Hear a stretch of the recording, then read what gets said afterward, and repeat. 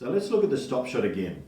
Now what happens with the stop shot is, in a short distance like this, the cue ball can be hit medium to hard and it can slide along the cloth and make contact onto the red ball.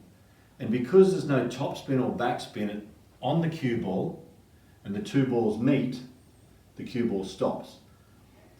If we're further away, and we'll show some examples of that in a second, and we try to hit centre of the cue ball, within a short distance, somewhere around 6 inches on a general cloth, on a brand new cloth that can last a little bit longer, the cue ball will actually cause itself to start to roll over because friction will cause that cue ball to lose its slide.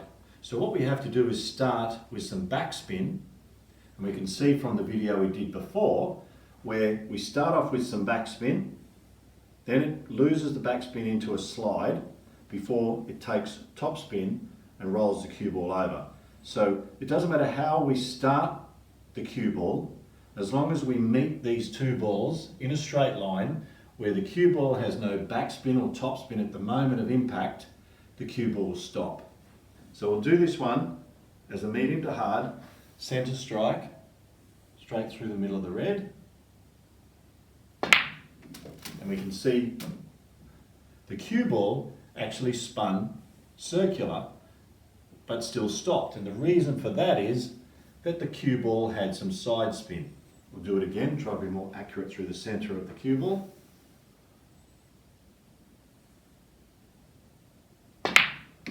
As you can see, the cue ball stopped. If we try to play the shot a little bit further away, again we'll try and hit centre.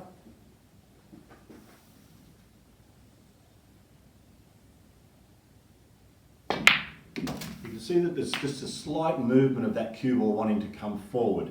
So what's happened is, as we've slid the cue ball, friction has started to roll that cue ball over, and it's starting to want to pick up some topspin, and as it met, it just travelled slightly forward. So to counteract that, to still cause a stop shot, we're going to start this off with maybe half a tip of backspin. We're going to lose the backspin prior to meeting contact with the red, so we end up having no topspin and backspin as the two balls meet. You can see that that's stopped.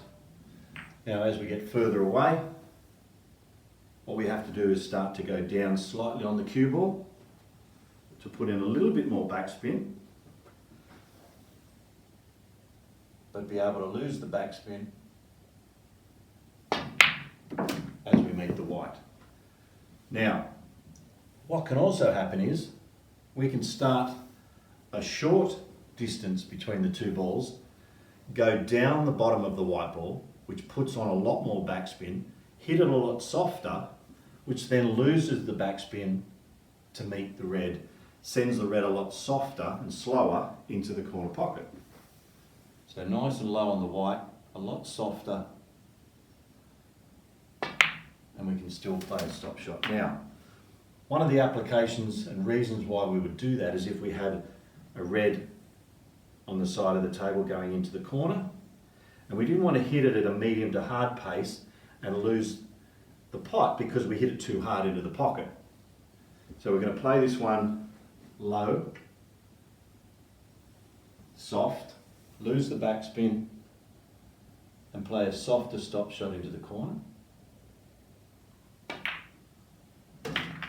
As you can see, that went in very nicely and slowly, and one of the other reasons why we may have to do that is if our next shot happened to be the pink, and we were here, we could play this soft stop shot, low on the cue ball, lose the backspin before we make contact, and then we have the angle for our next shot on the pink. So remembering what has to happen for a stop shot is at the moment of impact between the white ball and the red, there's no backspin or topspin left on the cue ball.